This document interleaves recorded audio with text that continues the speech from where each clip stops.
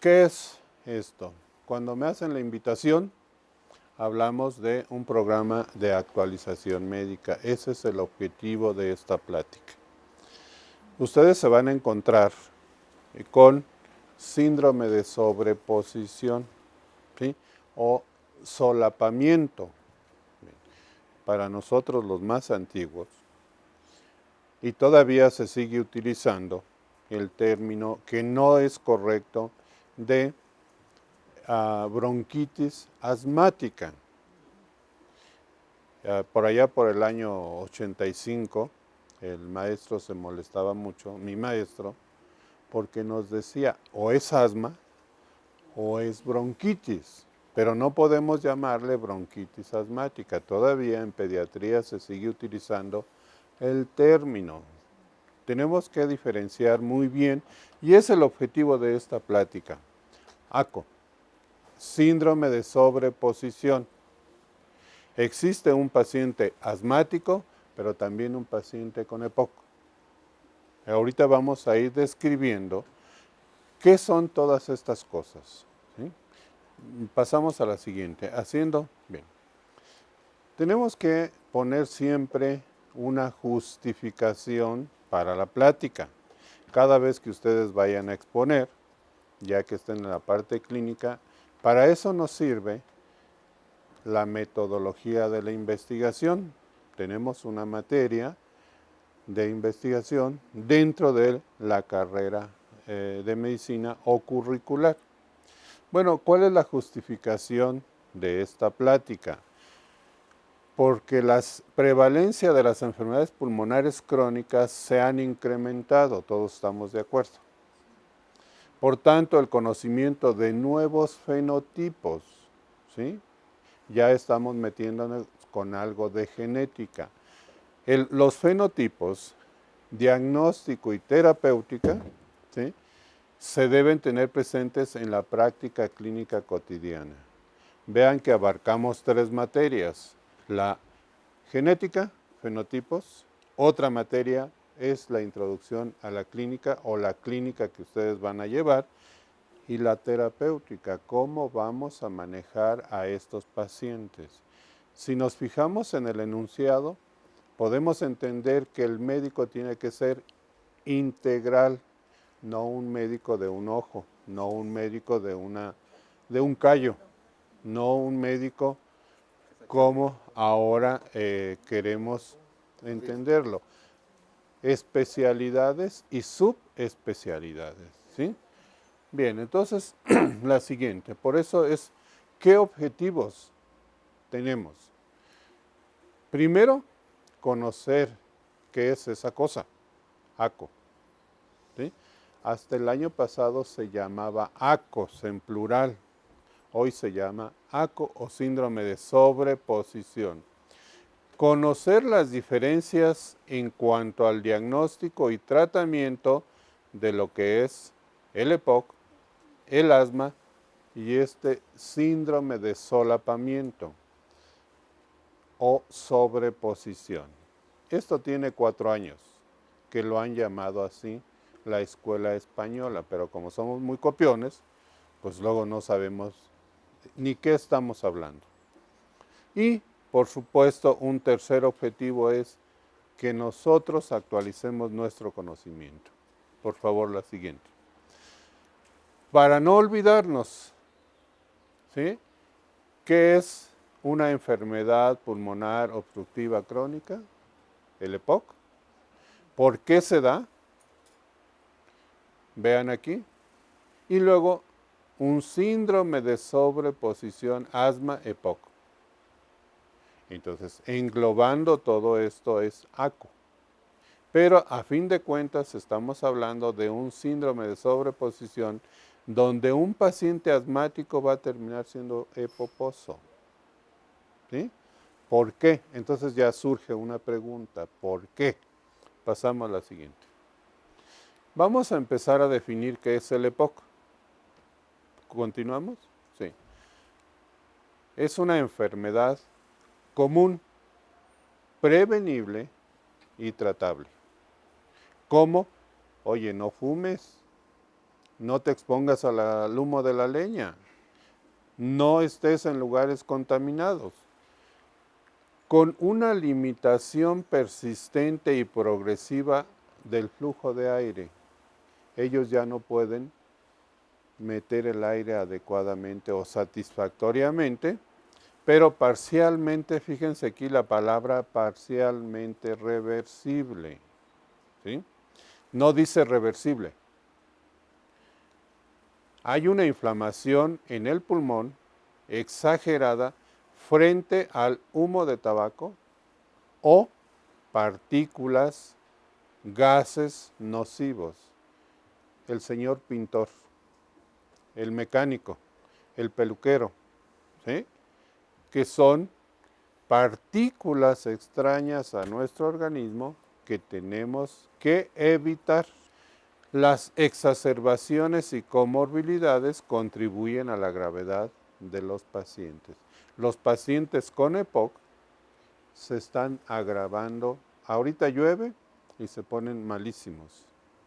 En época de invierno llueve o está haciendo mucho frío, se exacerban sus síntomas. Ahora definamos ACO.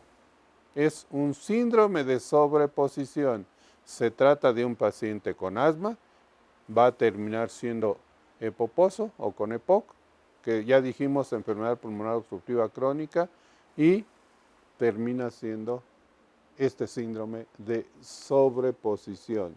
Se le encimó al asmático, ahora ya tiene EPOC. Bien, es una limitación persistente del flujo aéreo. ¿Recuerdan lo que dijimos hace un momento? En este caso es persistente, ¿sí? Que no es completamente reversible, no es completamente reversible, ¿sí? Y que se acompaña de características asociadas al EPOC y al asma. Entonces está en el límite, decimos borderline, a la mitad se quedó. Pacientes asmáticos, pacientes epoposos, pero ahí a la mitad está este síndrome. Y aquí tenemos el cómo poder, este esquema es tan viejo como la historia de la medicina, donde está implicado la bronquitis crónica, el paciente enfisematoso, el paciente con EPOC, la obstrucción de la vía aérea que puede ser por diferentes causas y el paciente asmático, pero vemos cómo se imbrincan todos y tienen cierto grado de obstrucción. El asmático tiene obstrucción y es reversible. Ese sí es reversible, no dice parcialmente o totalmente. Se revierte y ahorita vamos a ver cómo medimos esa reversibilidad. Esta imbrincación de las enfermedades nos habla de un cuadro obstructivo, pero no todos van a resolverse después de que le hagamos una prueba de prueba funcional respiratoria. Pasamos a la siguiente. Para eso tenemos guías. ¿Cuáles son las guías? La Sociedad Americana de Tórax, ATS. Tenemos una guía de EPOC, ¿sí? Estas se llaman guías GOL. Ustedes lo van a ir aprendiendo. Otra guía, asma, COPD, asma, que es el síndrome de sobreposición. Aquí si se ubican todavía tiene ACOS. Y la guía española de EPOC. Entonces tenemos varias guías que debemos nosotros entender y explicar, y aquí lo tenemos en todo resumido. La siguiente, por favor. Nos preguntamos qué tan frecuente es, para eso nos sirve la epidemiología, ¿sí? Los estudios epidemiológicos tenemos un platino y Prepocol que se han hecho a nivel mundial. ¿Qué dicen estos? Pasamos a la siguiente.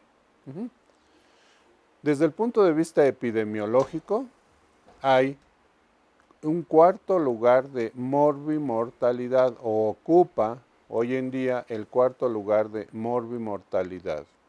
Para el año 2020 esto se va a transformar, ¿sí? y va a pasar a un tercer lugar en cuanto a la mortalidad. Decimos que existe una prevalencia de 7.8 hasta el 19.7% en menores de 65 años y fundamentalmente esta enfermedad se presenta más en hombres porque se fuma más en el hombre o los trabajos, la ocupación, y así cada uno de los estudios vean que todos coinciden aproximándose entre 8.9 hasta el 12.1. Pero si nos vamos a este estudio que se hizo en Sudamérica, ellos dicen tener de 15 hasta el 19%. Por esto tomamos un límite o unas cifras entre el 7.8 hasta el 19.7 a nivel mundial. ¿Sí? ¿Qué es el platino? Proyecto Latinoamericano de Investigación en Obstrucción Pulmonar. ¿Qué es Prepocol? La prevalencia de obstrucción en un solo país, en Colombia. Pasemos a la siguiente. ¿Y nosotros cómo estamos? Cuando yo hablo de Norteamérica, Centroamérica y Sudamérica, ¿qué lugar entonces ocupa México? Es una enfermedad que ha estado subdiagnosticada. El estudio platino nos habla de una prevalencia de 7.8 en pacientes mayores de 40 años. Cuando yo empiezo a practicar mi especialidad, nos dicen menos de 40 años son asmáticos, mayores de 40 años son bronquíticos. Y mi maestro era muy clínico y decía, me juntan las flemas de toda la noche, los pacientes que internábamos, y veía en un frasquito de Gerber la expectoración. Tenía 3 fases la expectoración, una fase líquida, una fase sólida y luego la espuma. Y con eso el señor sabía un asmático o un bronquítico crónico. Bien, eso era desde el punto de vista clínico. Hoy tenemos avances importantes. Bueno, ¿qué dice INEGI? En el 2000, 56.9% son viviendas rurales y se usa la leña para cocinar. En el 2013, 6.91 de los fallecimientos en el país. Para el 2020, ¿qué esperamos? 5 a 10 millones de las muertes por el tabaquismo. ¿Sí? Por esto hay campañas contra el tabaco. El Instituto Nacional de Enfermedades Respiratorias dice que es el segundo lugar de visitas al servicio de urgencias y el cuarto lugar como egreso hospitalario de esta enfermedad. Pasemos a la siguiente. El síndrome de sobreposición asma-EPOC, de acuerdo al consenso de Gina y Gold, estas son las guías para clasificación, diagnóstico y tratamiento del paciente asmático. Guías para diagnóstico, tratamiento del paciente con EPOC. ¿Sí? Dice que hay una prevalencia de 15 a 20%.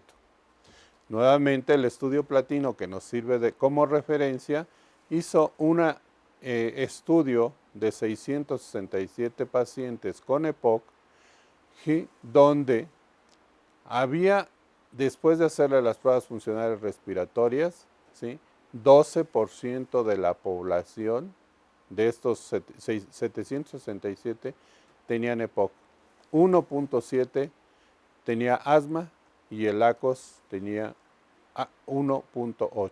Veamos que entonces existe una confusión en cuanto al diagnóstico, por eso les dije está subdiagnosticado. Bien. Otras series reportan una prevalencia de 10% en pacientes menores de 50 años y en más de 50% en pacientes de 80 años o mayores, pero con el antecedente aquí de haber fumado. Pasamos a la siguiente. Estas son las estadísticas en el Hospital General.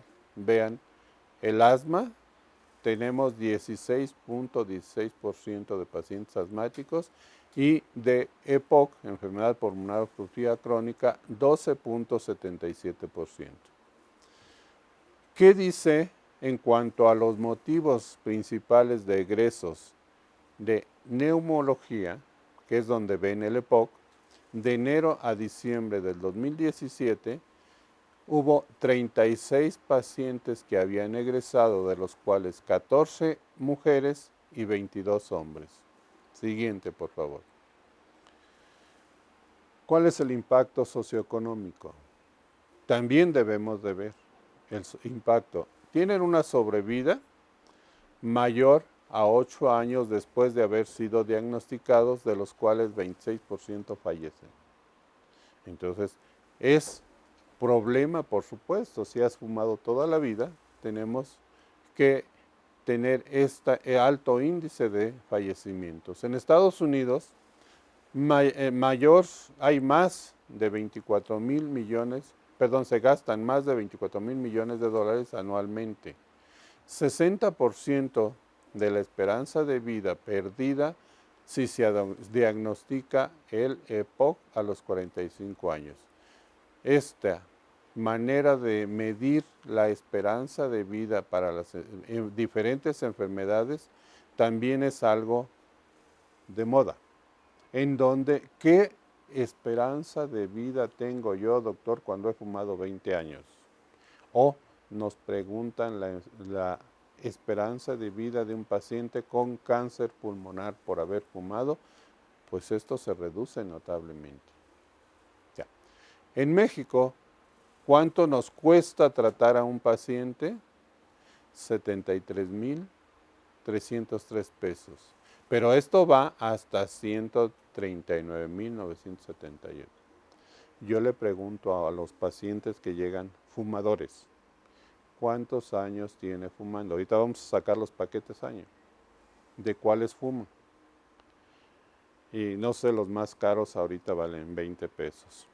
Si se fuma una cajetilla diaria y hacemos una sumatoria a la semana, al mes y al año, digo, usted ya debería de haber comprado, no el carro del año, ya tendría para haber comprado su avión. ¿Por qué? Por todo lo que se han fumado. ¿Sí? Bien, vamos a lo siguiente. ¿Cuáles son los factores de riesgo? Ya lo hemos dicho, principalmente el humo de tabaco y también el humo de la leña. Cuando el paciente cocina aún con la leña, el humo te va a ocasionar y exacerbar estas enfermedades. Entonces, tenemos como ejemplo el humo de tabaco, sin olvidarnos de la contaminación. La contaminación ambiental está participando de una manera muy importante, ¿sí? No solamente el humo de la leña, el fumar, el ejemplo y los contaminantes. La siguiente. Para ver en cuanto al asma y EPOC y el EPOC solito. Coexistencia del síndrome de ACOS en la población general. Aquí podemos observar, ¿sí? En cuanto a el asma, sabemos que se presenta en el 0.87, ¿sí? A 1.4. Luego, ¿qué hace este señor? ¿Fuma? ¿Sí? ¿O no fuma? Los pacientes fumadores, vean, aquí teníamos 0.60, se nos va al doble en los fumadores, ¿sí? La enfermedad. Luego también tenemos otras actividades que realiza. En cuanto a asma EPOC, nuevamente nos preguntamos, ¿en qué trabaja? ¿Fuma? ¿Cocina con leña? Y el paciente con EPOC, por supuesto, las cifras se van incrementando de acuerdo a la edad y las actividades que realiza el paciente. Ejemplo, el pintor de carros, el peluquero, el barrendero. Todo esto tiene un impacto sobre la calidad de vida de los pacientes. Pasemos a lo siguiente. Vamos a analizar el tabaco. No solamente tiene nicotina, ¿sí? Esta nicotina, así como la coca, así como el té, pues es una jantina. Doctor, yo me fumo un cigarro y se me va el broncoespasmo, dice el paciente asmático, ¿sí? Algunos de ustedes son fanáticos del Che Guevara. Bien, el Che Guevara fue médico, el Che Guevara vivió en el hospital, el Che Guevara fue alergólogo y vivió en el Hospital General, pero él fumaba té de mate o se hacía su té de mate para quitarse el asma, ¿sí?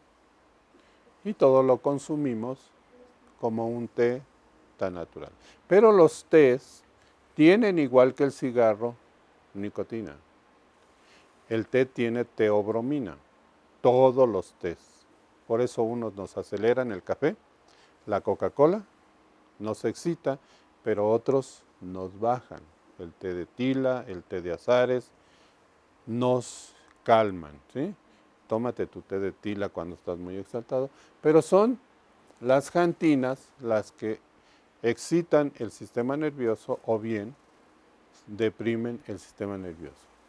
A los 7 segundos de la primera inhalación del tabaco empieza la sensación de alerta, relajación muscular, vean por qué es útil el cigarro, aumentan los niveles de glucosa y por supuesto se liberan las catecolaminas y estoy yo activo.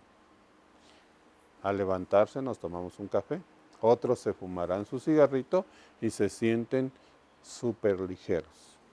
La siguiente. Bien. ¿Qué dice la Sociedad Británica Médica? El fumar nos va a ocasionar cáncer pulmonar. Esto ya está bien determinado y por lo tanto tenemos que ver qué es lo que contiene cuando fumamos un cigarrillo. La primera parte del cigarro, si lo dividimos en 3, la primera parte tiene una toxicidad baja, pero conforme se va quemando, toxicidad media el segundo tercio, pero lo más, déjame darle, ¿cómo dicen?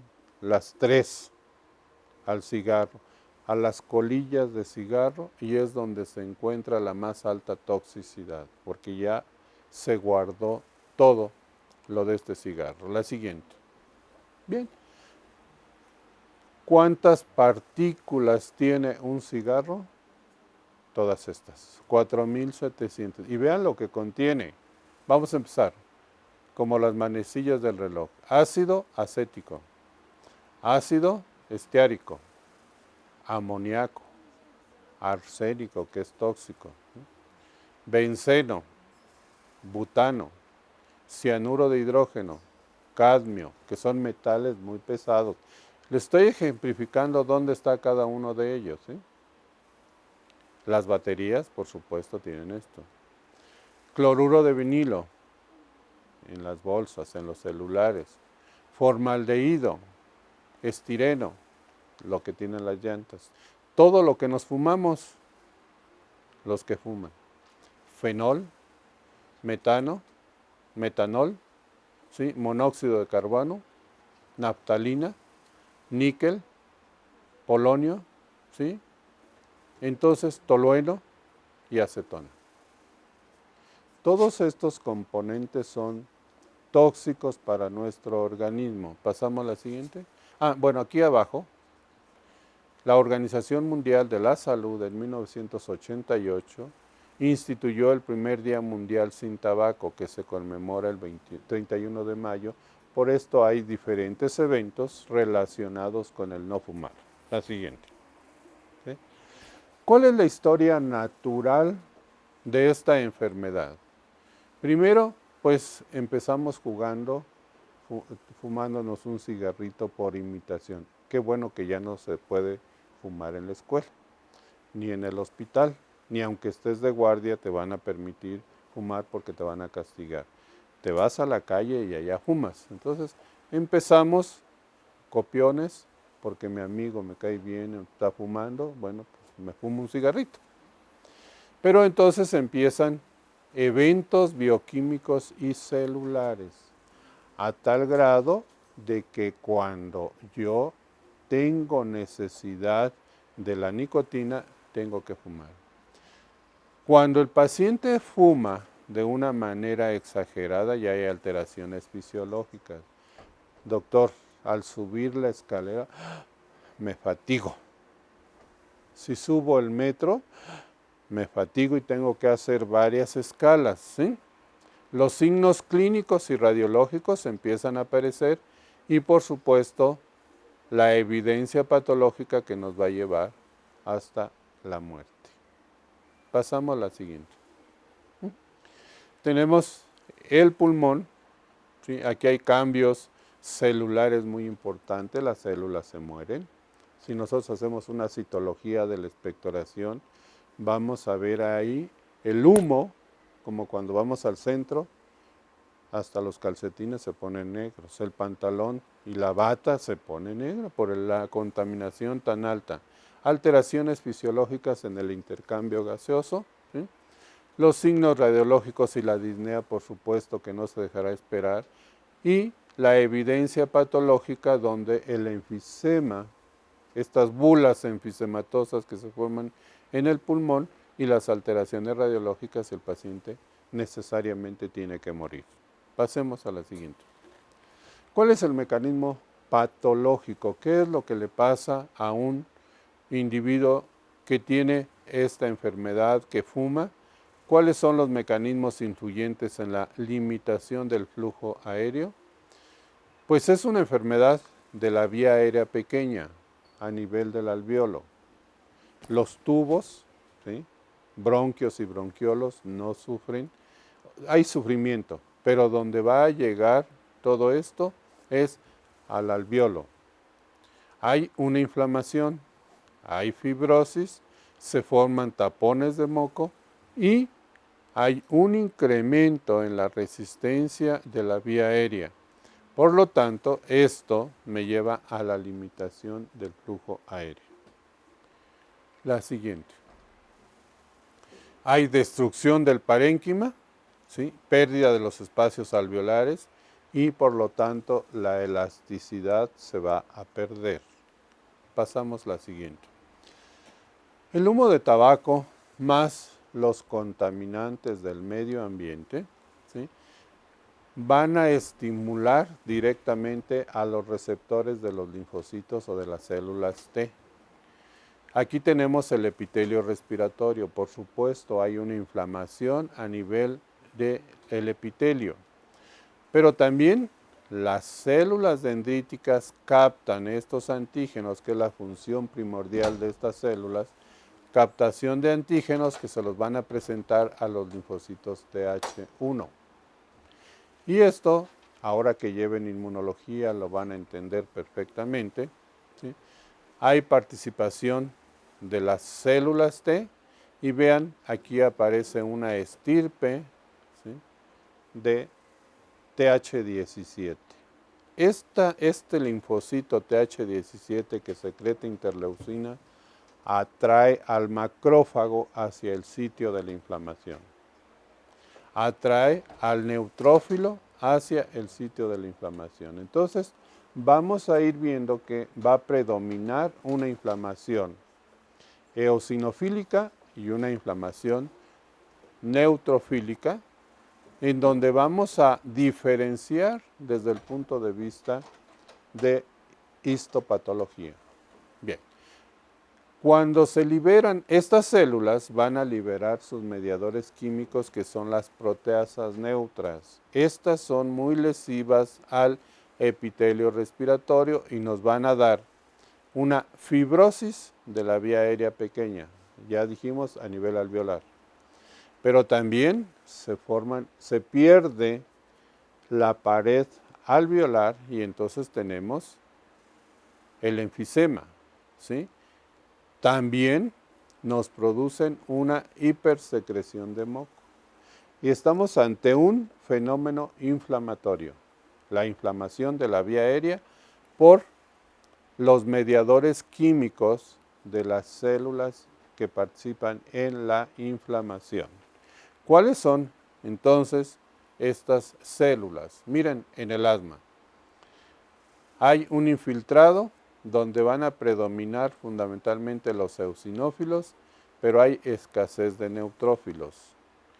En el ACOS hay eosinófilos y neutrófilos muy marcados.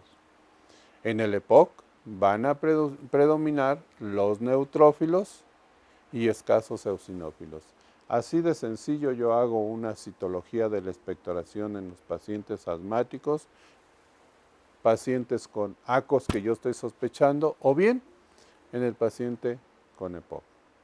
Citología de la expectoración.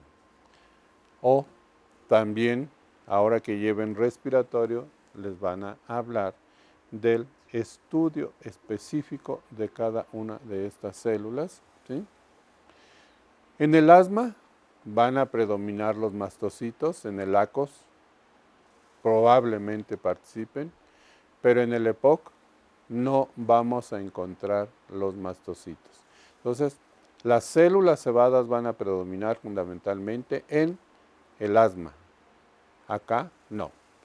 ¿Qué predomina? Tipos de linfocitos, TCD4.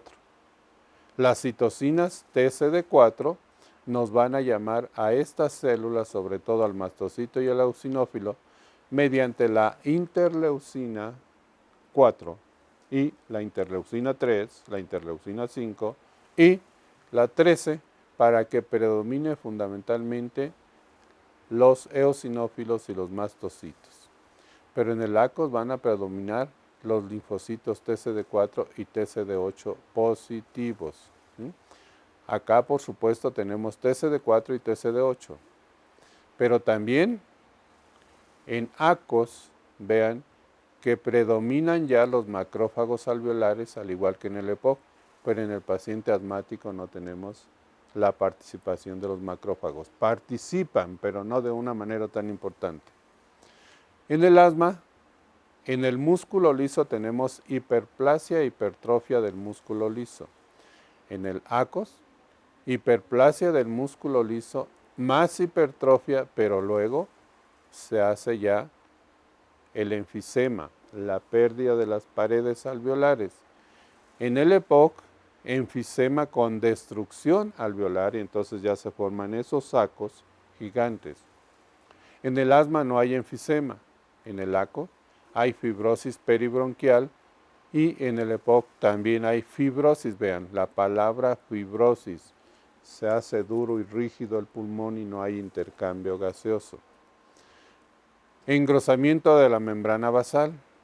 En ACO contribuye la inmunoglobulina IgE, que es una inmunoglobulina que participa directamente en el mecanismo de daño inmunológico tipo 1. También se liberan interleucina 4, 5, 13, interleucina 1 beta, interleucina 8, interleucina 6, factor de necrosis tumoral alfa, eotoxina y proteasas. Esta la liberan los eosinófilos.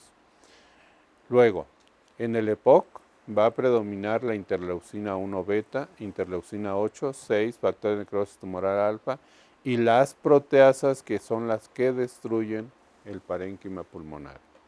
Por supuesto, en el paciente asmático van a participar la inmunoglobulina de tipo IgE, las citocinas IL4, 5, 13 y la eotoxina, que es derivada del eosinófilo. Esto lo tienen que ver ustedes en su clase de inmunología, para que entendamos perfectamente bien de qué estamos hablando. ¿Sí? Vean la gran diferencia que existe entre cada una de las patologías, cuál es el proceso inflamatorio que se está viviendo en cada uno de los pacientes. Si comparamos esto con esto, se parece, pero ya no se parece a esto. ¿Sí? Funcionalmente, el diagnóstico va a ser mediante la espirometría. Pasamos a la siguiente. ¿Sí? Pero hay diferentes tipos de sopladores rosados, ¿sí? El paciente enfisematoso, donde hay este globo, un atrapamiento aéreo con intercambio deficiente de oxígeno, el aire contaminado contra el aire que está oxigenado. Por lo tanto, estos pacientes están muy rosaditos y eso no quiere decir, ese es el soplador rosado, así los conocíamos anteriormente. El paciente está adelgazado, este señor tiene que traer su tanque de oxígeno por todos lados, son los que vemos en el metro, pero que han sido fumadores extremos. La siguiente. Y luego tenemos al gordito. Este está de color violáceo o azul. ¿Sí? Los labios siempre están negros. Vemos cómo está cianótico. ¿Sí? Los dos están cianóticos. Edema de miembros inferiores.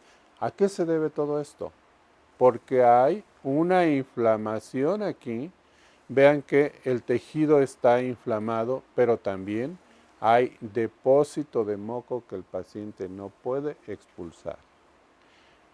Esto nos impide que haya un buen intercambio gaseoso y ahí trae alteraciones metabólicas y desequilibrio tanto de líquidos y gaseoso. Otro. Seguimos. Bueno, el EPOC, ¿cómo lo vamos a reconocer? Primero son pacientes mayores de 40 años. Presentan disnea. Ya les van a enseñar qué es la disnea. Me ahogo, doctor, si eso es lo que dice el paciente. Pero disnea yo les pregunto a los muchachos, ¿y qué es la disnea? Suros, que van a conocer un libro de nosología, o ya lo tienen, dice, la define como sensación inminente de muerte. ¿Sí? Doctor, no puedo respirar. ¿Sí? Tienen tos crónica. ¿Sí? Tienen una gran cantidad de flema. Los factores de riesgo, por supuesto, que fueron el tabaco, los combustibles, ¿sí? Luego, bueno, ya los calentadores eran anteriormente de leña y comprábamos unos paquetes cuando yo llegué aquí, de acerrín con petróleo y se lo metías ahí para calentar tu agua y bañarte a las 5 de la mañana porque a las 7 tenías clase. ¿Sí? Entonces, polvos químicos, los antecedentes heredofamiliares, generalmente hay alguien en la familia que ha sido diagnosticado con EPOC o han sido asmáticos. Los personales patológicos generalmente están relacionados con enfermedades respiratorias de repetición. Las exacerbaciones y las comorbilidades que se presentan, hay una disfunción de los músculos periféricos porque también no solamente adentro se afecta, el hemidiafragma pierde toda la fuerza muscular. Los músculos intercostales, los que tenemos así cuando nos comemos la costilla de puerco, esos juegan un papel muy importante en los movimientos de la respiración y por lo tanto en el intercambio gaseoso. Se ven alterados, ¿sí? Fatiga, tienen alteraciones de la visión, pérdida de peso, no comen, prefieren fumarse su cigarro, tienen ansiedad y depresión cuando no están fumando. Entonces, la nicotina es para ellos su motor que los echa a andar. La siguiente. Ahora, ¿cuáles son las consideraciones clínicas en una enfermedad, un síndrome de solapamiento? Paciente mayor de 40 años, antecedente heredofamiliar de asma. Los antecedentes personales patológicos tienen diagnóstico de asma, han fumado y la exposición a vapores nocivos. Es el señor que fuma. Yo les pongo como ejemplo al ojalatero, el pintor de autos, que otros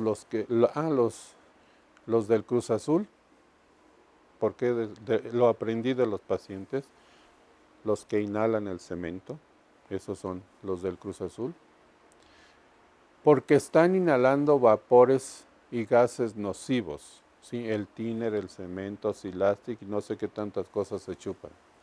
Tienen tos crónica, disnea de esfuerzo persistente, pero puede ser variable. Tienen estertores silbantes, tienen infecciones de repetición con exacerbaciones y las comorbilidades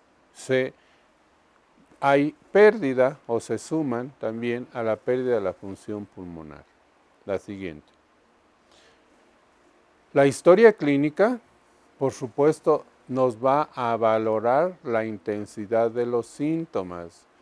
Cuando usted camina, ¿cuántos pasos da para que se ahogue? Dice, doctor, para subir las escaleras del metro tengo que hacer 3 paradas. Anteriormente, nuestros maestros nos enseñaban en cuadras. ¿Cuántas cuadras camina usted? Porque no había metro. Y se cansa, se fatiga. Al caminar media cuadra, ¿sí? Ya me estoy ahogando. 50 metros. Se deben de valorar entonces estos síntomas para la fatiga y la limitación del flujo aéreo mediante un espirómetro. Por supuesto, esto es rudimentario. Ya ustedes van a aprender. Ahora tenemos una boquilla, se la conectamos a la máquina ya tiene los valores de cada uno de nosotros y hacemos la espirometría. La siguiente. Por supuesto, vamos a valorar la calidad de vida que tiene este paciente. Se llama AVID, días de vida saludable. ¿Qué comorbilidades tiene, doctor? Cada vez que llueve me ahogo, tengo mucha flema, ¿sí? Y me falta el aire. Las exacerbaciones, ¿cuántas veces está exacerbando usted en un año? La siguiente. Ahora sí, esta formulita la debemos de traer siempre aquí en la cabeza. Anoche estaba escuchando, no hay que memorizar, hay que interpretar. Bueno, la educación actual es con la evidencia. Sí es cierto, pero hay factores, hay cosas que nosotros tenemos que memorizar. Si llega el paciente a su consultorio y ustedes buscan el tumbaburros, el PLM, para buscar la aspirina, ¿cómo se la debo de dar? No se medicina. ¿Sí? Eso es lo que yo les insisto a ustedes. El vademecum es historia. Debemos de memorizar. No sé por qué. Ahora estamos en que no debemos de memorizar. Interpretar. Debemos saber interpretar los síntomas que me está dando el paciente, pero cuando voy a hacer mi receta tengo que ser específico. Y hoy en la mañana frente al grupo les estaba diciendo esto. Porque llevaron una clase copiar y pegar. No hagan esto, se los digo de una vez si van a ir conmigo. No hagan esto, copiar y pegar. Y yo no tengo la capacidad ni el intelecto para decirles, oye, tu clase es una barbaridad, es un asco. Mejor que desde aquí nos digan para aprender a hacer una presentación. Bien. Número de paquetes por año. Esto se llama índice de paquetes por año. ¿Qué hago? Número de cigarros que me fumo al día por el número de años que he fumado entre 20. Tan sencillo. El que fume saque su índice tabáquico para que ahorita veamos cuál es el riesgo. Aquí tenemos bajo a moderado menos de 20 paquetes año. Pero recuerdan que yo les dije, con lo que gastaste en el cigarro ya puedes haber comprado tu coche último modelo. Riesgo alto cuando el índice tabáquico es mayor a 21 paquetes año. Esto es importante. Ahora, esta es una fórmula para sacar el daño que me está ocasionando el cigarro y ¿Qué riesgo tengo? Acá nos hace falta el cáncer, ¿eh? Acá nos hace falta cáncer. La siguiente. Cuando los pacientes se exponen al humo de la leña, ¿cómo le hago yo? Tan sencillo.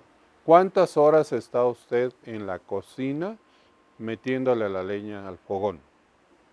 ¿Cuántas horas hace ahí en el carbón que le está soplando para que esté? Las señoras que venden los tacos aquí afuera, que tienen su abanico o su soplador, o el otro que le está soplando directamente. Entonces digo, horas año de exposición. ¿Cuántas horas estoy expuesto al día quemando la leña? ¿Sí? Por año. ¿Sí? Es igual horas del día expuesto al humo de la leña por años de exposición. Y entonces saco mi índice de exposición al humo de leña de 100 horas al año o más, es un riesgo para desarrollar la enfermedad. Pasamos a la siguiente. ¿Qué nos dicen las guías? La GINA y el GOL. Tenemos que hacer cuestionarios y esos cuestionarios los llena el paciente. Bien. No, la anterior. Sí. Entonces, para diagnosticar la enfermedad crónica de la vía aérea, la siguiente, eso. Paso número 2. Conjuntar las características para asma, ya sabemos cuál es un paciente asmático. Todos tienen, los tres van a tener tos, disnea, expectoración y también tienen la disnea.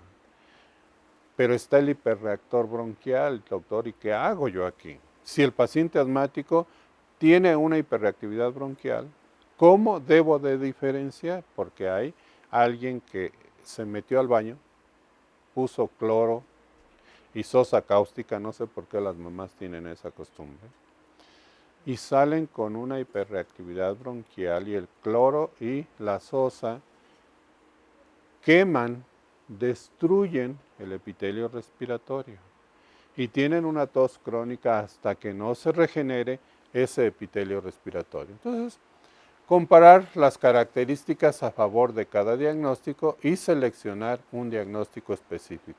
Bien, aquí lo tenemos nuevamente. Esta es una guía, ¿sí? Presentación de los síntomas en el paciente asmático antes de los 20 años, en el paciente con EPOC, y vamos manejando la cronología de estas enfermedades.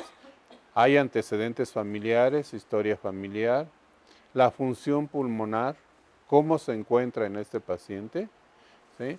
Y la función pulmonar, el registro de la limitación del flujo aéreo. Ahorita vamos a ver una espirometría para que ustedes entiendan esta situación. Pasamos a la siguiente. Bien. Paso número 3, la espirometría, ¿sí? Ya vimos. ¿Cuál es el parámetro que yo voy a utilizar para diagnosticar perfectamente bien a mi paciente? Voy a valorar volumen expiratorio forzado del primer segundo contra la capacidad vital. Y vean ustedes, menor de 70% después de haberle dado un broncodilatador. Y aquí entra en juego la participación de la farmacología. Y les han hablado a ustedes del salbutamol. Nombre comercial es Ventolin, pero ahora con los genéricos intercambiables ya no podemos ponerle Ventolin, salbutamol. ¿De cuánto viene el salbutamol? 100 microgramos. ¿Cuánto le debo de dar a cada paciente? De 200 a 400 microgramos. Sí, doctor, ¿y eso de qué? Bueno, cada inhalación de salbutamol me da 100 microgramos. Me voy a esperar 20 minutos para volver a repetir. Por eso es una espirometría post-broncodilatador.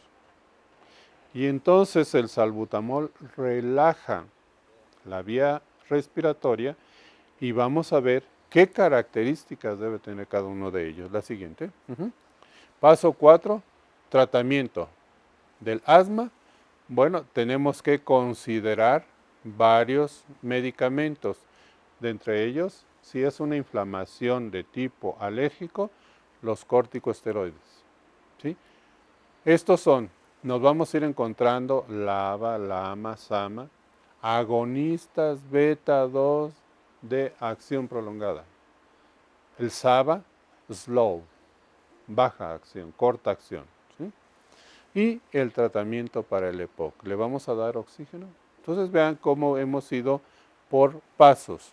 Desde el diagnóstico, los estudios de laboratorio y el tratamiento.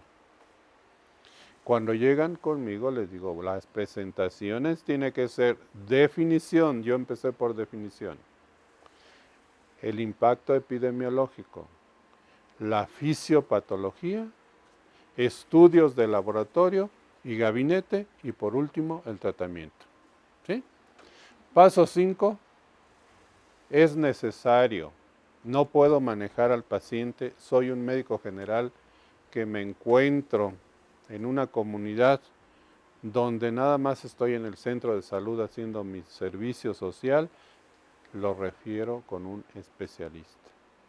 Y entonces, no es que seamos médicos pasólogos, no debemos de meternos en cosas que no sabemos manejar. Si a mí me dice una señora, doctor, ¿me quiere hacer una cesárea? No puedo hacerle una cesárea porque yo no soy cirujano. ¿Sí?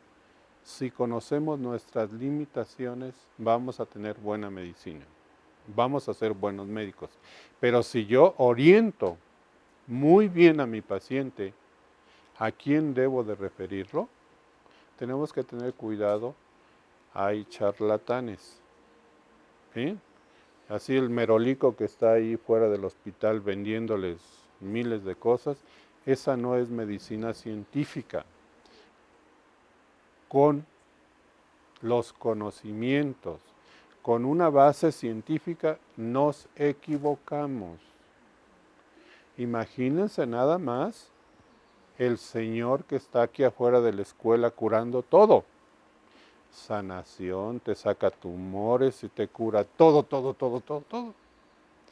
Y de estos están llenos los consultorios. ¿Por qué? Porque les ofrecen curas mágicas. Esto no es cierto. Desde ahorita que están chiquitos, deben de aprender ustedes todo el proceso que vamos a ver al final de nuestra historia en las instituciones, cómo se complican los pacientes. A estos señores no les damos un tratamiento adecuado, se nos complica, se nos ahoga y se muere. La siguiente. Bueno, entonces hay criterios mayores y criterios menores para que nosotros podamos entender perfectamente bien de qué estamos hablando. Los fenotipos, otra vez, mixto, donde hay enfermedad pulmonar obstructiva crónica más asma, o bien solamente enfermedad pulmonar obstructiva crónica. No. ¿Qué criterios vamos a seguir? Los criterios mayores, la prueba del broncodilatador, el uso de salbutamol, y que el volumen expiratorio forzado del primer segundo sea mayor a 15% o 400 mililitros. Sí se abrió el pulmón, sí hubo una reversibilidad muy importante. Tiene eosinofilia en la expectoración. El paciente asmático tiene una gran cantidad de eosinófilos. Para diagnosticar al paciente asmático yo le mando a hacer una biometría hemática, demuestro eosinófilos. Citología de moco nasal o ocular tiene eosinófilos. Y la prueba funcional respiratoria con reversibilidad, ese es un paciente asmático. ¿Sí? Antecedente personal de asma. Bueno, entonces, cuando voy a diagnosticar este ACO, tengo que fijarme muy bien. Hay otros criterios menores. Las cifras elevadas de inmunoglobulina de tipo IgE, antecedentes personales de atopia, prueba broncodilatadora positiva en al menos 2 ocasiones con un incremento del volumen expiratorio forzado del primer segundo mayor a 12% o 200 mililitros. Pasemos a la siguiente.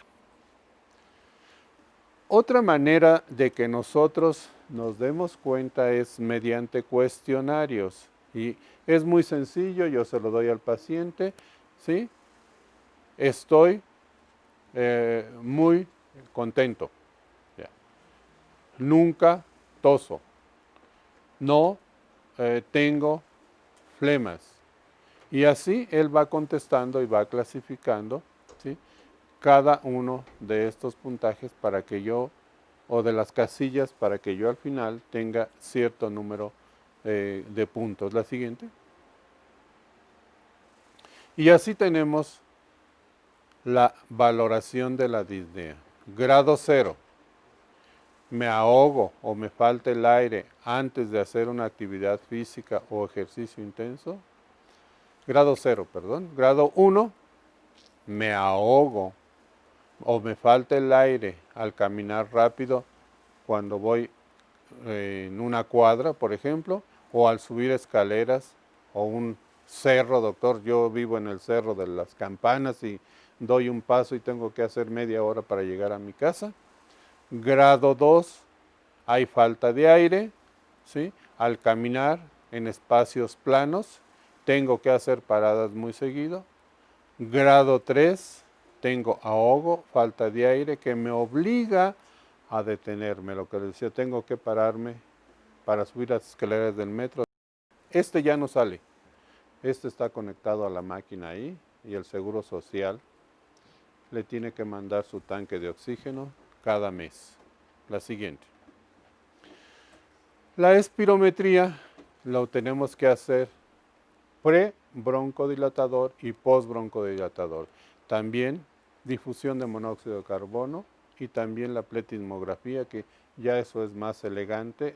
Solamente lo mandamos a hacer al INER, la difusión de monóxido de carbono y la pletismografía, que nos los hacen muy bien para hacer un buen diagnóstico. La siguiente. Y aquí hay diferentes gráficas. Una espirometría normal con un grado de obstrucción leve, mayor o igual a 80% del esperado. Este predicho es el esperado. GOL 2 tiene una obstrucción moderada, pero tiene la capacidad, el volumen expiratorio forzado del primer segundo mayor o igual a 50% de lo esperado, que es mayor al 80%. Todos son en porcentaje. GOL 3 está muy severo, mayor o igual a 30% del BEF1. Estos ya respiran 1 litro, 1.5. Y la verdad, dan un paso y se ahogan. Son los viejitos flacos o los gordos rosados que ya no pueden caminar y se van ahogando. Y el GOL 4, fíjense, ya menos del 30% de lo esperado. ¿Sí? Ya les dije, cada uno de nosotros, y de acuerdo a nuestras edades, a estatura y edad, tenemos un parámetro de BEF1 esperado normal. Si me preguntan cuál es el mío, son 6 litros 200. Los muchachos, cuando hacemos la flujometría o la espirometría, ustedes tienen, por ejemplo, tengo 1,70 con 20 años, 6 litros. Conforme va transcurriendo la edad, ya no vamos soplando, ¿sí? Pero si está chiquito, aún con sus 20 años, va a tener 4.5 litros y eso es lo ideal para ese paciente, ¿sí? Entonces, no va a tener los 6 litros o 7 que yo tengo, porque el tamaño de tórax y también la edad tiene que ver mucho. Fumé, estuve expuesto a leña, soy un carpintero, soy pintor. Todo esto tiene que ver y se refleja aquí. La siguiente. Bueno, las características fisiológicas cuando hay obstrucción de la vía aérea, pues ya lo hemos visto, de 70-80% para arriba podemos considerar a un paciente que está normalito, pero si está por abajo vamos a tener alteraciones ya muy importantes. Y la espirometría será el parámetro más indispensable para que yo clasifique muy bien a mis pacientes. Vamos a hacer una radiografía de tórax, ¿sí? Vean ustedes, aquí están las flechitas marcadas. Esto es anormal, esto es anormal. Estas son las bronquiectasias. el depósito de tapones de moco ahí. Ya hay una sobredistensión pulmonar. Los semidiafragmas empiezan a horizontalizarse, ¿sí? El bronquítico crónico y por supuesto el enfisematoso. Vemos las bulas enfisematosas, ya son hoyos. Estos se llenan de bacterias y por supuesto el paciente no le va nada bien. La siguiente. Vean un acercamiento, el paciente con bronquitis crónica, como el hemidiafragma se bajó, están flacos, los espacios intercostales están separados y sobre todo hay atrapamiento de aire, eso le llamamos sobredistensión pulmonar, son unos globitos, si ven aquí todo el atrapamiento de aire, ¿sí? A nivel alveolar.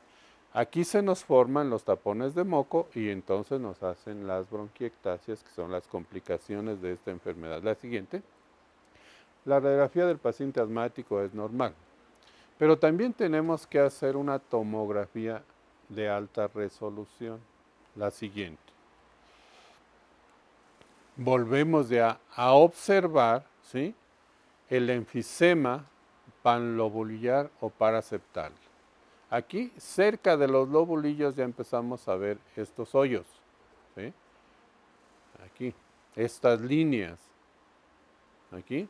Y luego, cómo se perdió el parénquima pulmonar y se hicieron estas bolas o bulas. Esas están atrapadas, ahí hay atrapamiento aéreo, por eso el paciente enfisematoso depende del oxígeno. La siguiente. Vea, esto es en un paciente bronquítico crónico, la dilatación y luego hay pérdidas estructurales muy importantes, depósito de moco, bronquiectasias, así, aquí lo vemos perfectamente bien, cómo el moco se va depositando. Esto hace que el paciente se infecte periódicamente por un virus, por un hongo, por una bacteria. Entonces tienen recaídas muy periódicas. ¿Sí? ¿Cómo integramos entonces el síndrome de solapamiento sobreposición por clínica? ¿La seguimos? ¿Sí? Hay una limitación al flujo aéreo, parcialmente reversible y persistente. Cuando le damos el broncodilatador hay una reversibilidad en el volumen expiratorio forzado del primer segundo mayor a 12% o 400 mililitros de su nivel basal. Esto es compatible con ACOS. Radiológicamente, la radiografía sería similar a la enfermedad pulmonar obstructiva crónica y en la expectoración encontramos eosinófilos y o neutrófilos. Quedamos que en el paciente asmático predominaban los mastocitos y los eosinófilos. Y hay síntomas que se reducen significativamente con el tratamiento. ¿Con qué o qué le vamos a dar? Vamos a ver. Estudios complementarios, un electrocardiograma, tiene alteraciones en el corazón, tenemos ecocardiograma, oximetría de pulso, que lo debemos de tener siempre en el consultorio, gases arteriales, polisonografía, lo hace la clínica del sueño de la universidad, nosotros no tenemos, y también ellos gastan mucha, con su esfuerzo de estar ahogándose, entonces hay un gasto de las calorías y por esto tenemos que darles una dieta muy específica. La siguiente, ¿sí?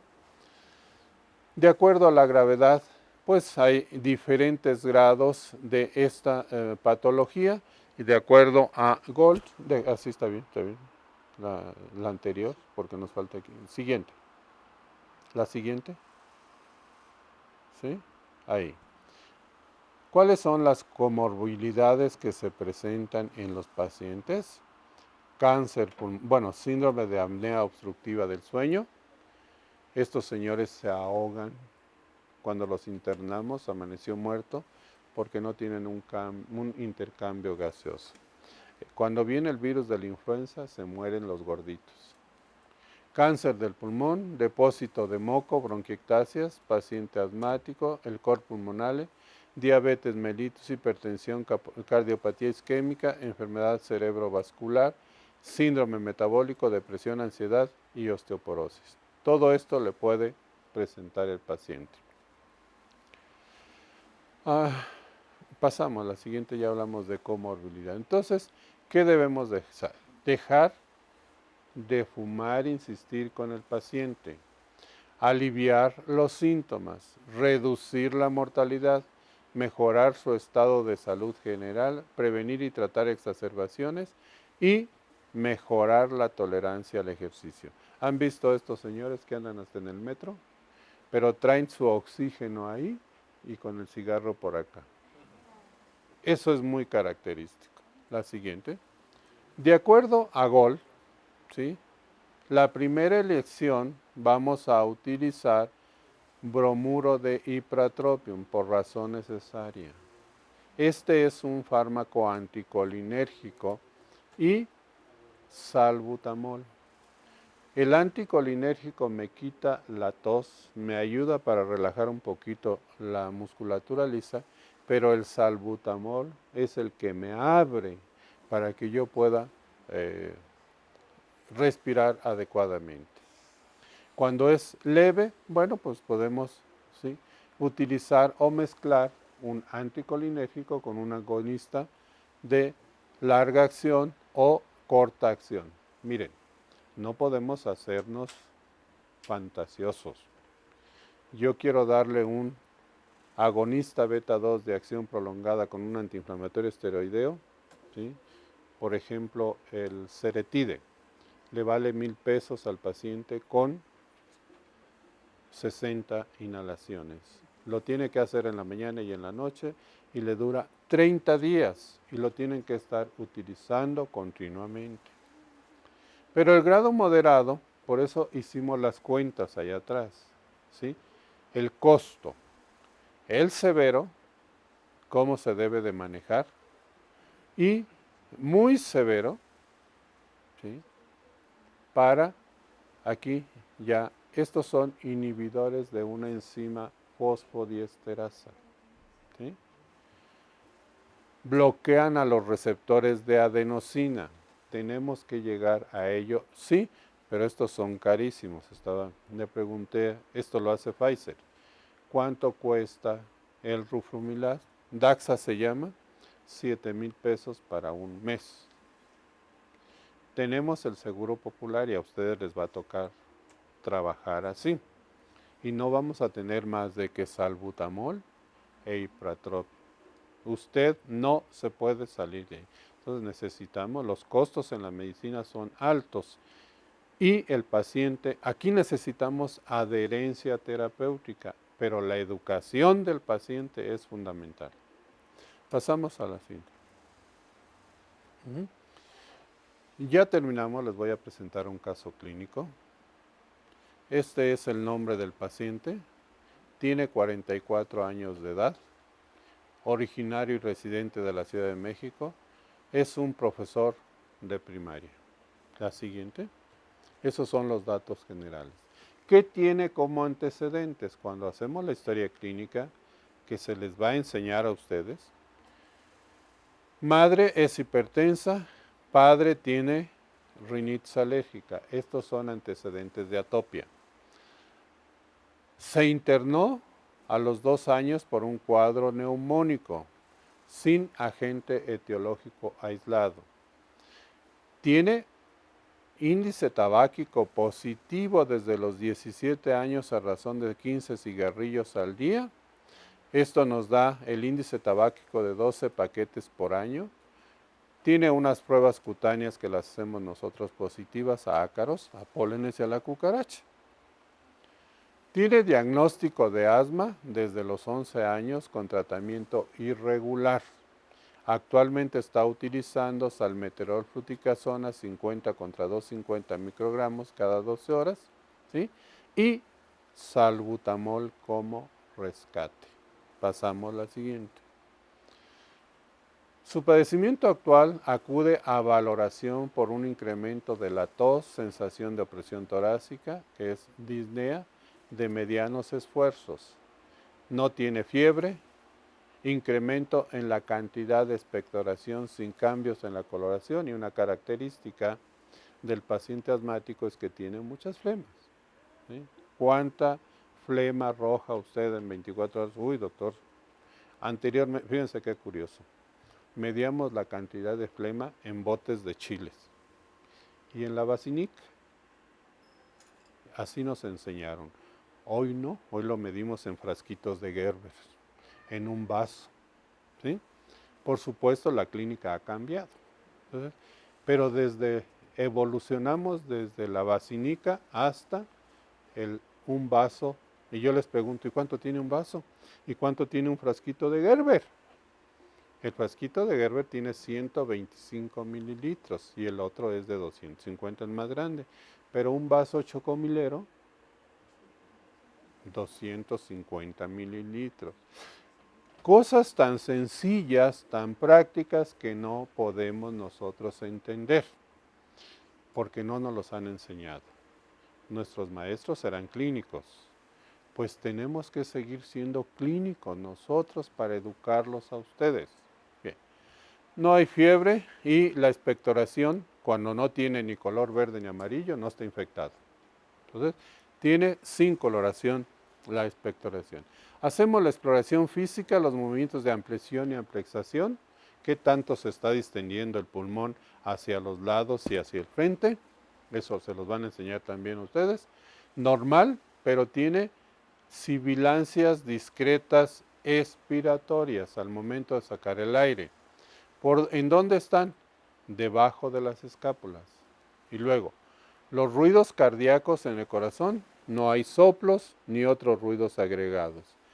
En las manitas nos fijamos, no tienen acropaquia, ¿sí? No, o cianosis. Llenado capilar normal, la saturación, le ponemos el oxímetro de pulso y tiene 90, está saturando muy bien mi paciente. La siguiente. Le hago una biometría hemática y tiene una hemoglobina de 16.7 con un hematocrito de 43, está bien. Estos pacientes normalmente hacen poliglobulia. ¿Qué quiere decir esto? La sangre está muy gruesa. ¿Sí? Anteriormente les hacíamos sangrías, hoy les ponemos oxígeno. Bien.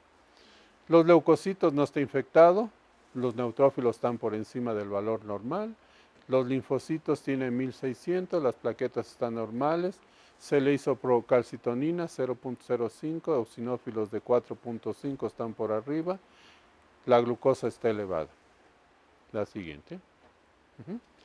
Y luego le hacemos las pruebas funcionales respiratorias y su capacidad vital forzada, lo ideal es de 4.28 litros y el señor tiene 3.37, lo que equivale a un 79%.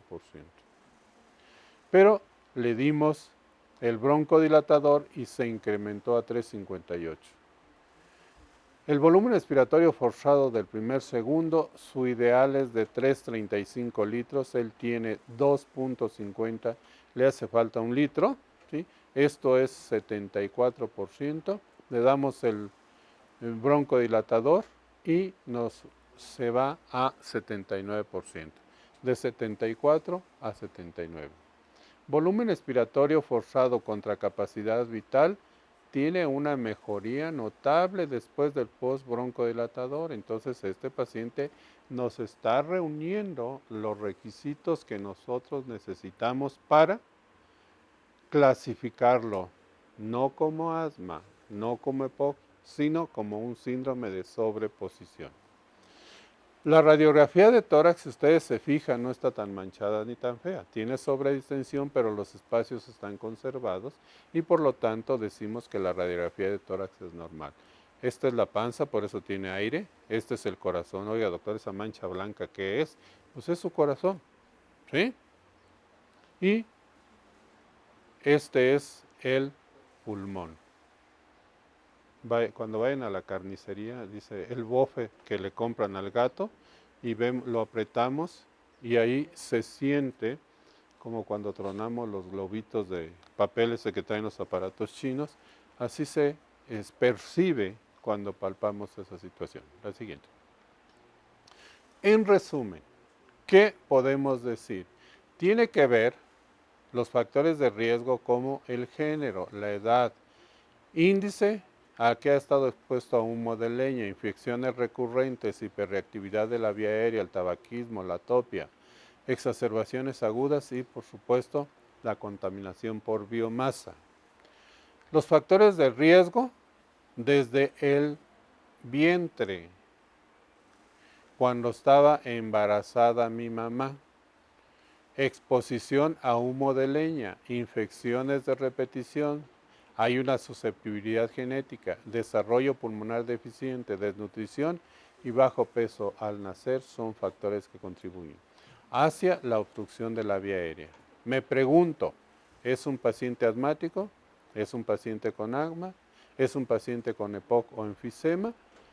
Ya sabemos en cuanto al tratamiento, los agonistas beta 2, los anticolinérgicos, omalizumab, un anticuerpo monoclonal, fármacos que bloquean la respuesta tardía, que son los antileucotrienos, montelukast o safirlukast. Le podemos dar teofilina, por supuesto, y aquí hubo una moda hace 4 años, la termoplastía, de quemar allá adentro para que se quitara. No sirvió para nada, no sirvió para maldita la cosa esto.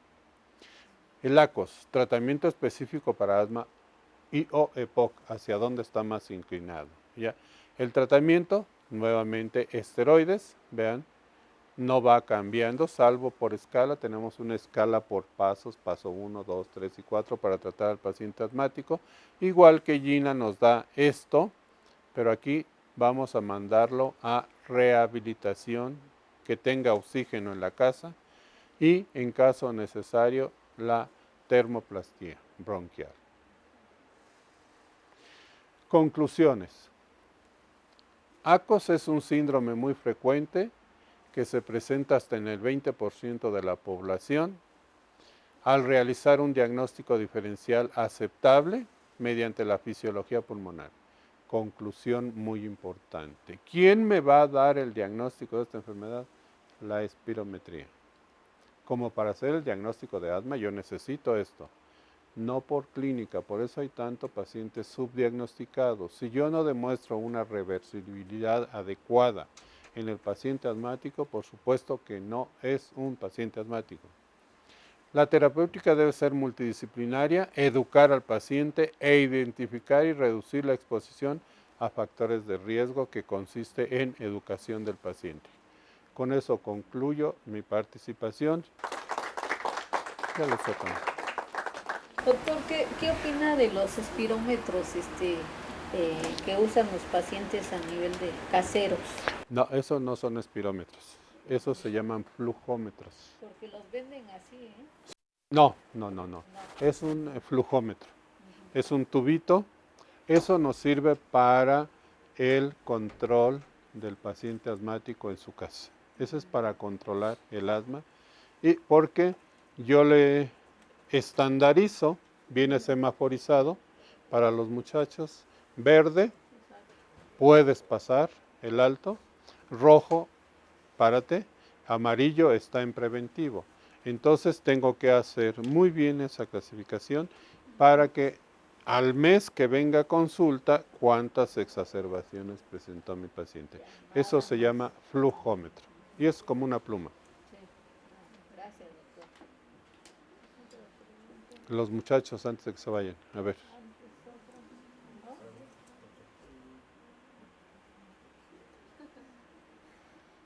¿Qué quieren? Bueno, implicamos inmunología, anatomía, fisiología, genética. Todas las materias básicas tienen que tenerlas aquí para que podamos entender lo que vamos a ver en el hospital cuando ustedes vayan ya a práctica hospitalaria y ya tengan un buen conocimiento. ¿Alguna pregunta?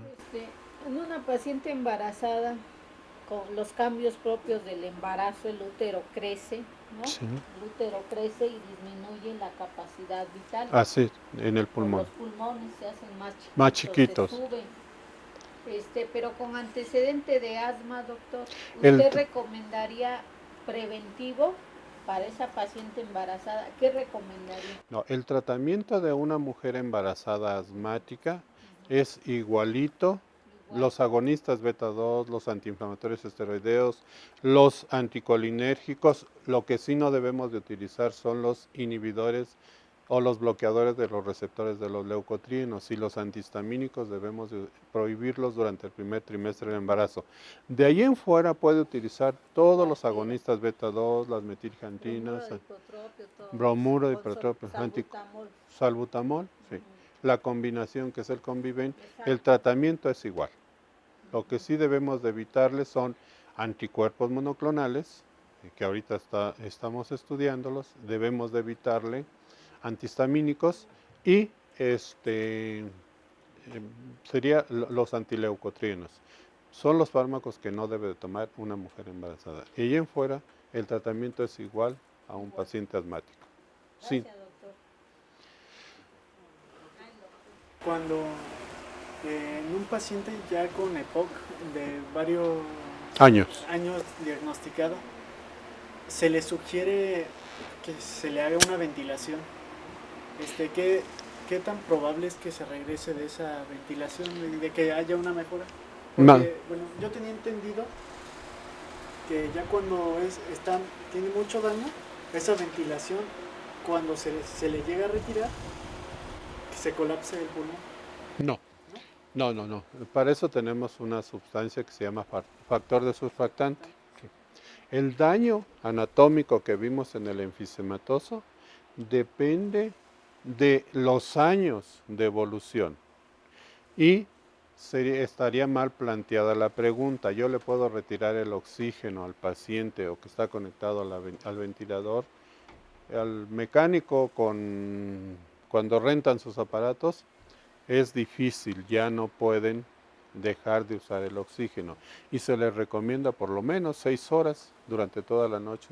Bueno, el oxígeno no, sino una ventilación invasiva.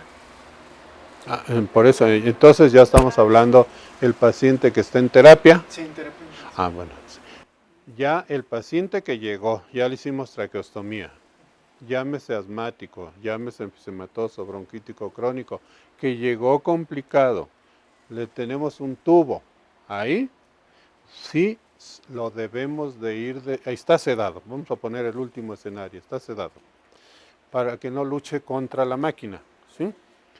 Lo rehabilitamos. ¿Por qué fue?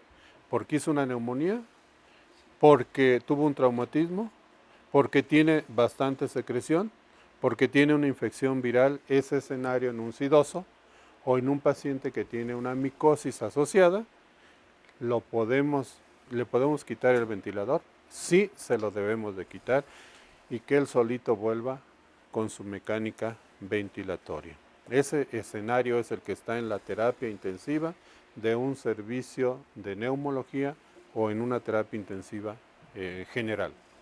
Sí, nuestra obligación es destetarlo y que vuelva a su mecánica pulmonar. Sí. Yo hice el otro escenario, el que trae su tanquecito de oxígeno y que está en su casa o renta el aparato, lo podemos dejar sin conectarlo a la máquina, que haga sus actividades dentro de la casa, que vaya al baño, que coma, que se siente al comedor y luego lo conectamos. Pero ese es el otro escenario. Tengo una pregunta. Por ejemplo, los pacientes hipocosos, su estímulo es el CO2. ¿Qué pasa cuando se le cambia a oxígeno? A ver, ¿cómo fue la...? Los pacientes hipocosos, su estímulo es el CO2, ¿no? Por lo Sí. mismo de que están todo el tiempo ya Rosaditos. rosaditos, con una respiración, ya con labios fruncidos y todo eso, que no pueden estar meten aire, pero no lo pueden No sacar. pueden sacar. Exactamente, entonces tienen más CO2. ¿Qué pasa cuando inmediatamente que llegan al hospital le ponen el oxígeno a 3 litros por minuto, algo así, que se invierte? Mejora la sintomatología, ¿sí? Empieza a haber intercambio gasoso siempre y cuando no me haya caído en acidosis respiratoria. Hay la metabólica y la respiratoria, porque ellos se pueden descompensar muy fácilmente y son el escenario que nos planteaban. ¿A dónde vas a ir a la terapia? No hay una buena saturación de oxígeno. Yo lo tengo en urgencias. Tengo mi oxímetro de pulso, pero no mejora. Entonces, ese va para terapia y abrirle el pescuezo con una traqueostomía para meterle la ventilación mecánica.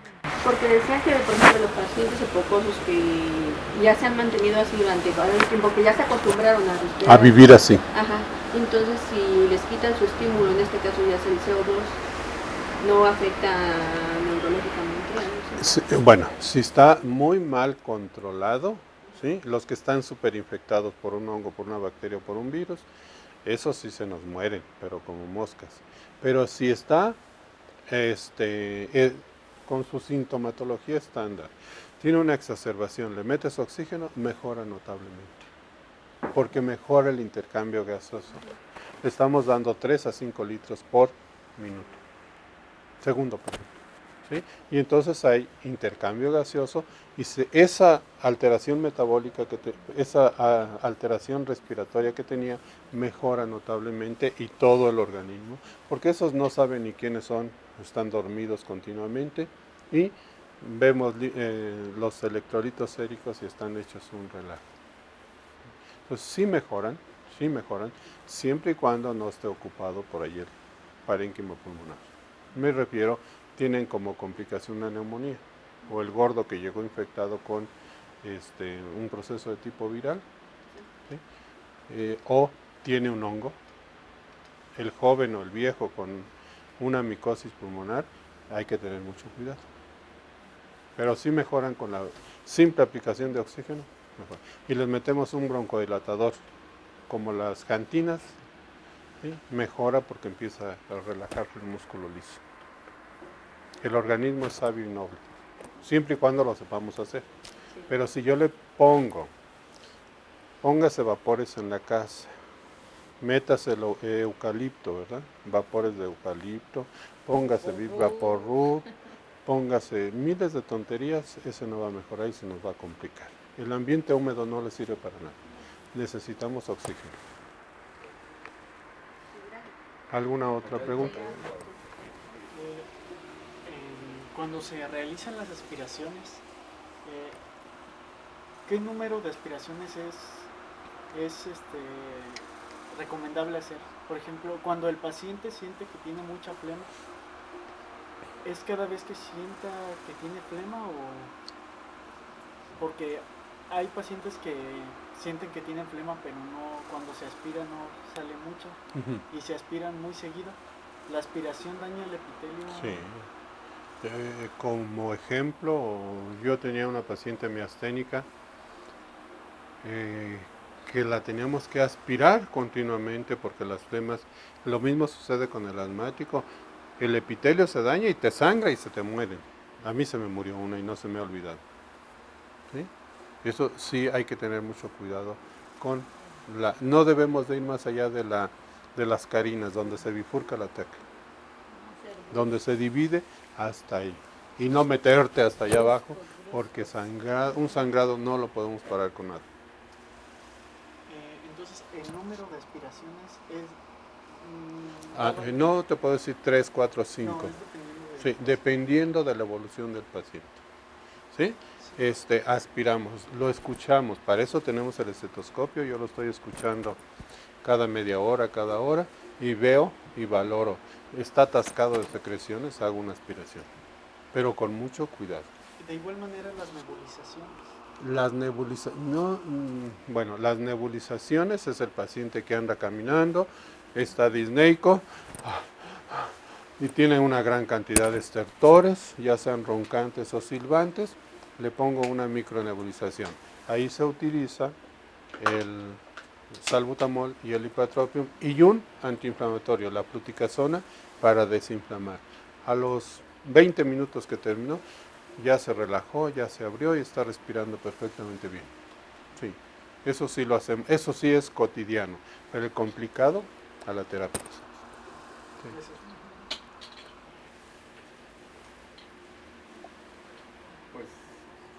Gracias, doctor. Muchas gracias. por apoyarnos y pues aquí es su casa. Muchas Y gracias. siempre con mucho gusto y con su experiencia que usted tiene. Muy Muchísimas bien. gracias. Gracias.